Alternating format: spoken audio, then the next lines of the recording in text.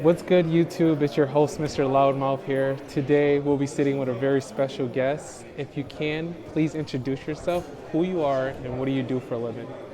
Hi, my name is Julia Azeroual. I'm known on social media as Watch by Jules, a watch dealer who's working in the diamond district. I'm specialized on vintage and antique pieces. Nice. And how does one go about authenticating a vintage watch? So first, how you authenticate the vintage watches, you have to have a lot of experience. It's not easy, but usually we check the watch first. Then after we send it to the watchmaker, and then after we make the decision if we are buying it or not. The authentication usually comes from the bracelets. We have to open the watch to see the case inside, if the engraving are matching the standard of the brand, and also the serial number. And I think you just feel it sometimes.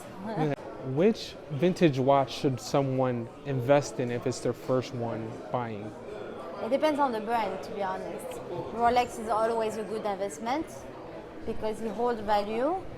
But there is some women, they prefer to buy different brands. I think gold watches, for me, it's always a good value to buy it.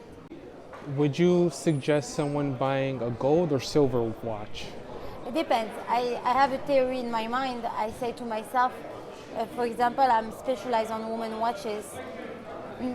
There is still watches in the market, they go for like $20,000 sometimes. It's better to buy something that is all gold vintage instead of buying something $20,000, you know. And how long have you been in this industry? I've been 5 years, but I try to have some knowledge, you know.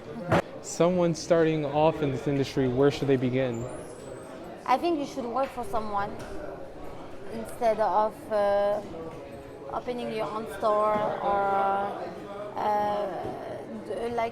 not being comfortable to be in the watch game. I think people what they see online is just 1% of what we're doing every day.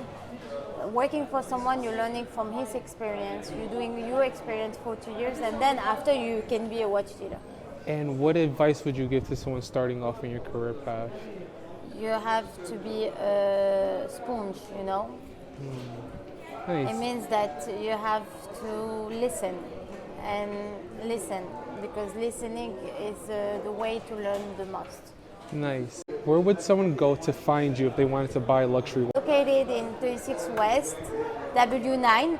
If you want to recognize me, I always have a hat, so you can see me from the window. You can see me from far from the window with a hat. I'm the only woman here who's wearing a big hat. Nice.